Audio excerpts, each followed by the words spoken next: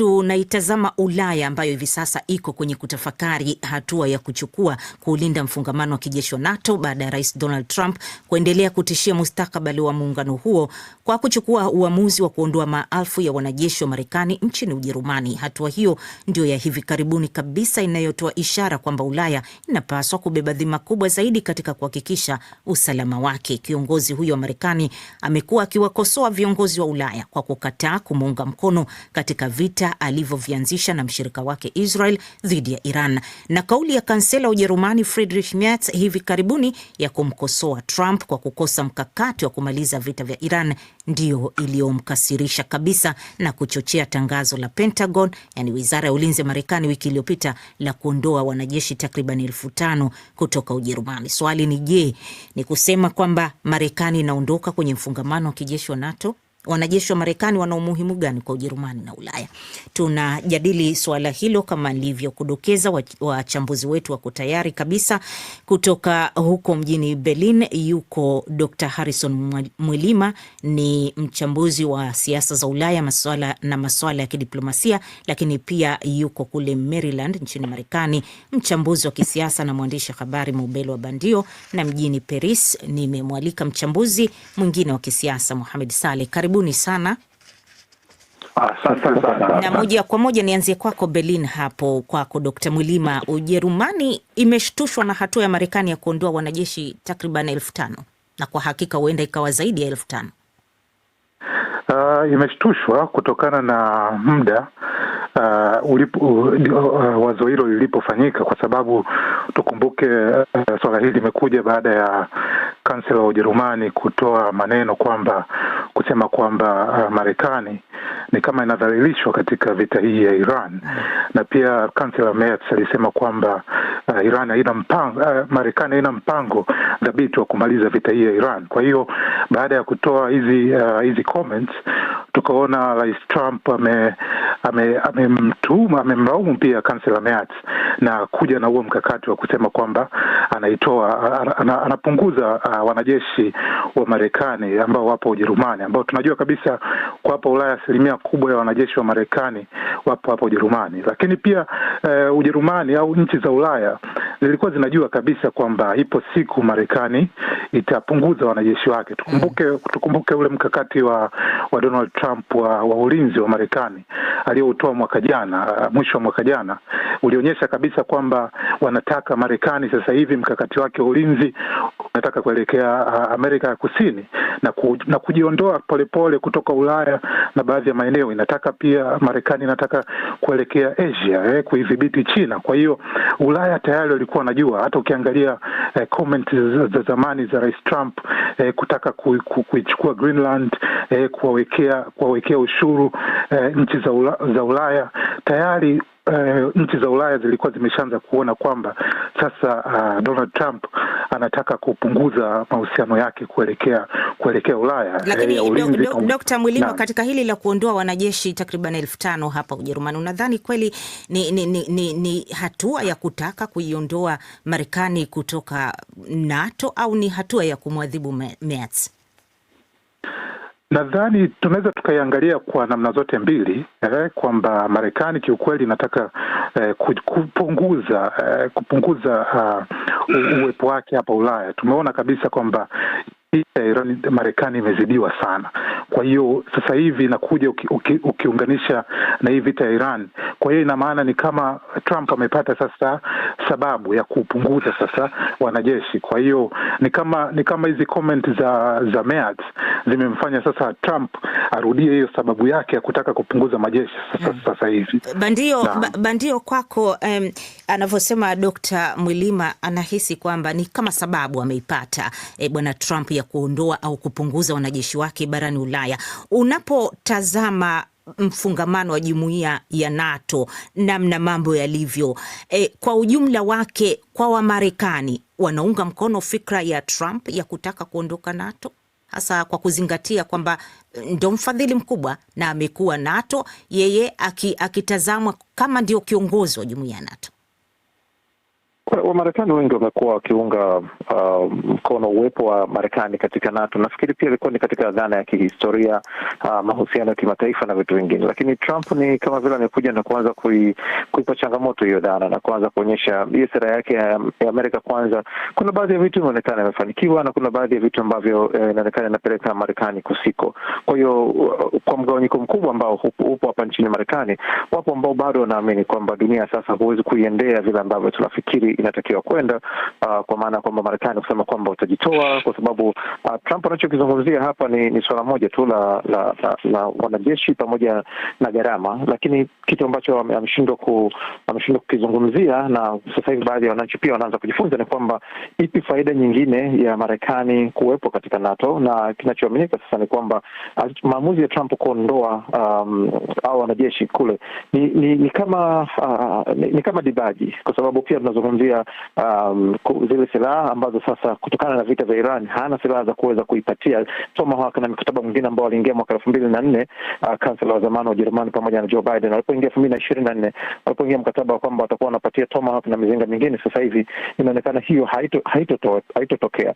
Kwa hiyo hatari inaanza kuwa zaidi kwa NATO kuona kwamba wataanza kujilinda vitu, kwa sababu baada ya uvamizi wa Russia kwenda Ukraine 2022 wakaacha kununua mifumo ya ulinzi ya kule, wakajikita zaidi kwenye mfumo ya Marekani. Sasa hasara nyingine ni nini? Tumeanza kuona makampuni kadhaa yanaanza kuondoka kutegemea makampuni ya Marekani katika masuala ya kama masuala ya benki, ama na mambo ya Amazon Web na vitu vingine. Kwa hiyo watu wanaanza kutambua kwamba Trump anaondoa wanajeshi. Hiyo inawafanya nchi za Ulaya zianze kujifikiria namna kuweza kujitegemea nje hata ya masuala ya kijeshi. Kwa hiyo kuna mifumo mingi ambayo inaanza kuathirika hapa na watu wanaanza kuwa na wasiwasi. Nimlete hapo Mohamed Saleh, hasa katika hilo suala la kwamba ni hatua ambayo imesukuma zaidi Ulaya hivi sasa kuanza kufikiria kujitegemea kiusalama.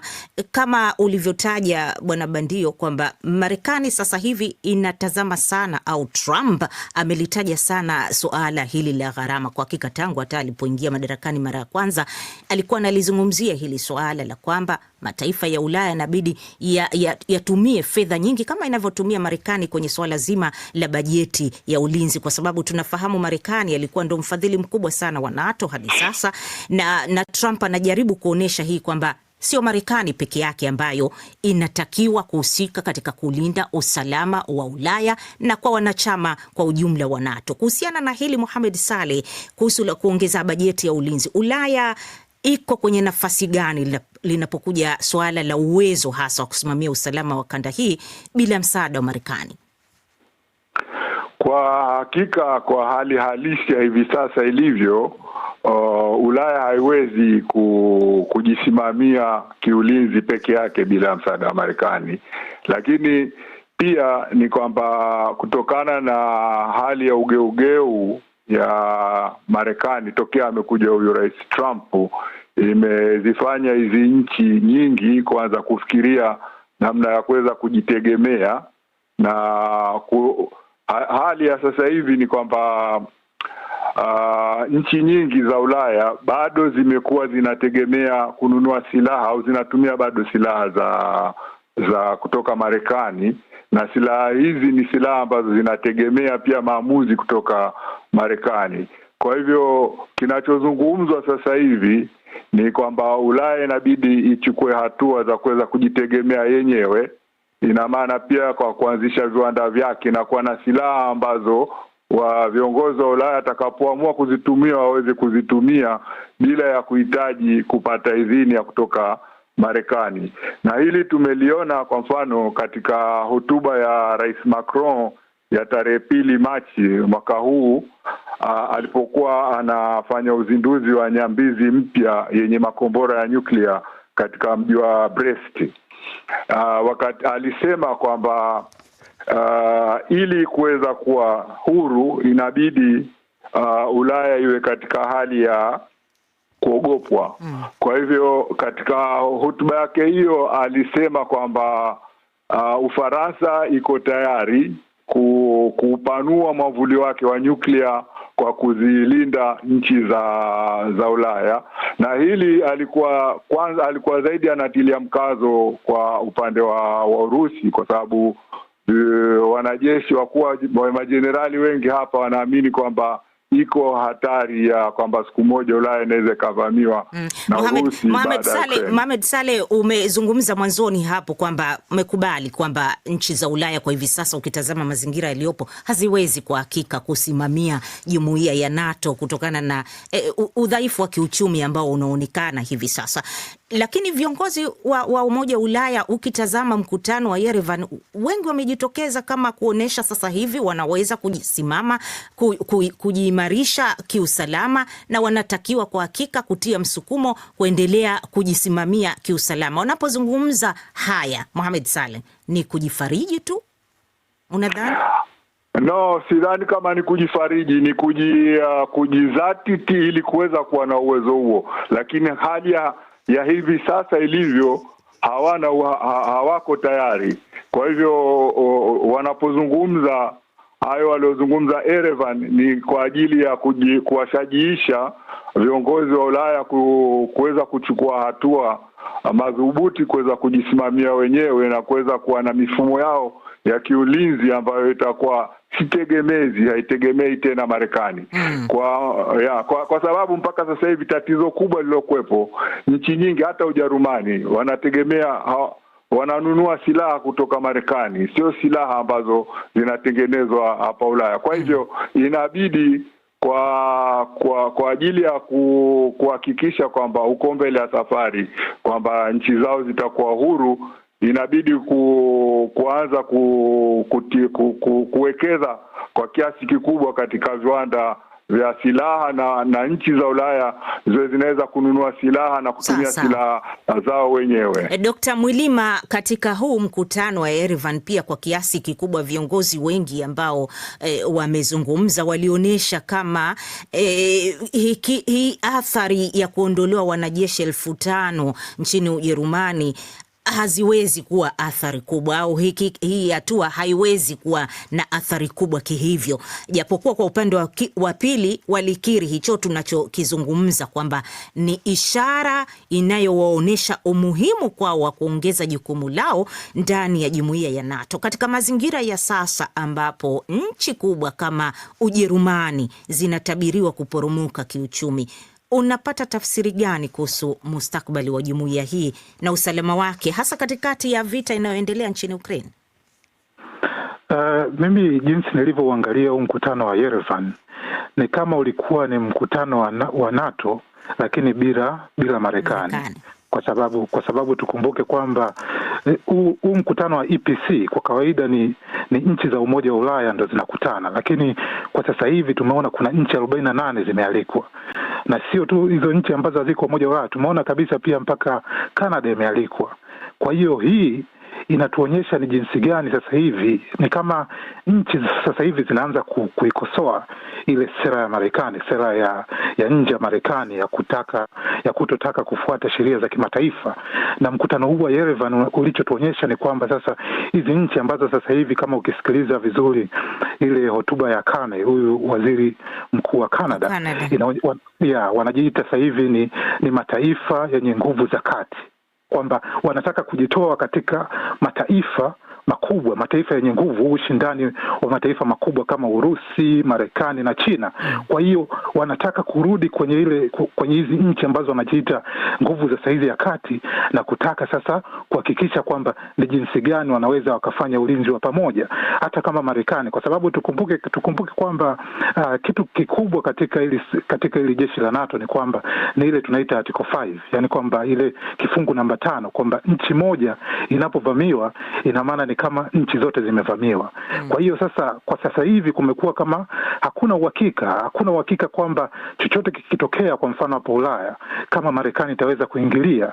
Kwa hiyo na kwa hakika ukitazama tangu mwaka 1949 muungano huu wa kijeshi wa NATO umekuwa hasa unasimamia malengo mengi ya kimkakati, ikiwa ni pamoja na kuzuia kutanuka kwa Usovieti, lakini pia kuzuia mitazamo ya vita kama vile vilivyosababishwa na Manazi wakati wa vita vya pili vya dunia. Mimi nataka nimuulize Bandio katika swali hili.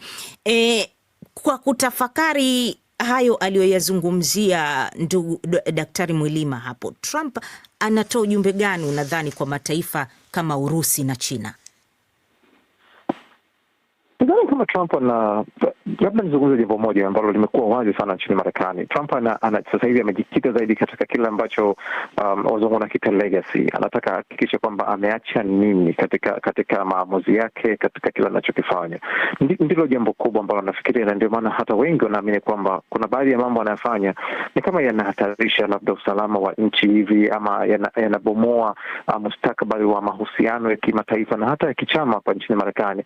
Lakini kinachoonekana kikubwa ni kwamba anataka aache legacy ya namna gani, ni yeye aliyefanya nini, ni yeye aliyebadilisha nini, anaitwa katika nini na mambo mengine. Na hata hilo la kuonekana kwamba anataka kuvunja huu umoja wa kujihami nchi za magharibi NATO, inaonekana ni mkakati wa kutaka kujua nini kingine atafanya, kama ambavyo ameonekana kuweka juhudi za kuidhoofisha Umoja wa Mataifa na kuanzisha Board of Trump.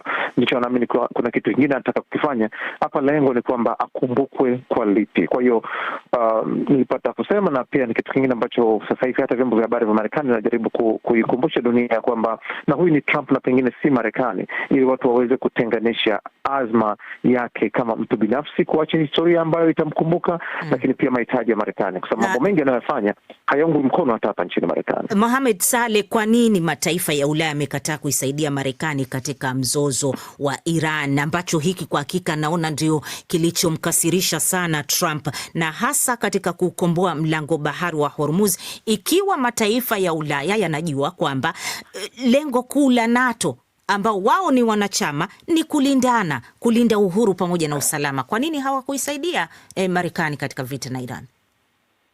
Kwa sababu hakuja kuwa na sababu za kulindana. Trump ameanzisha vita bila ya kuzijulisha au kuzijumuisha nchi za Ulaya bila ya kuzijulisha. Ameanzisha vita kutokana na labda kuvutiwa na yale aliyoambiwa na bwana Netanyahu. Kwa hivyo nchi za Ulaya zimejikuta katika hali ambayo hawaoni sababu ya kwenda vitani, kwa sababu hakuna swala la ulinzi hapo. Ni Marekani na Israeli ambazo zimevamia Irani. Ningelikuwa kwa mfano Marekani imevamiwa, hapa wangeweza kutumia kile kipengele cha kulindana ambacho kiko katika mkataba wa NATO. Kwa hivyo hiyo ni moja. Alafu pili ni kwamba wananchi wa hizi nchi za Ulaya wengi hawaungi mkono hizi harakati za bwana Netanyahu, bwana Trump zamani. Asante sana Mohamed Saleh. Msikilizaji, tunakamilisha hapo mjadala wetu. Alikuwa ni Mohamed Saleh, mchambuzi wa kisiasa kutoka huko Paris, lakini alikuweko pia Bandio ambaye ni mchambuzi lakini vile vile ni mwandishi wa habari kutoka huko nchini Marekani. Alikuweko pia Dr. Harrison Mwilima, mchambuzi wa siasa Ujerumani na mtaalamu wa masuala ya kidiplomasia. Asante kwa kuwa nasi katika mjadala huu. Endelea kuwa nasi.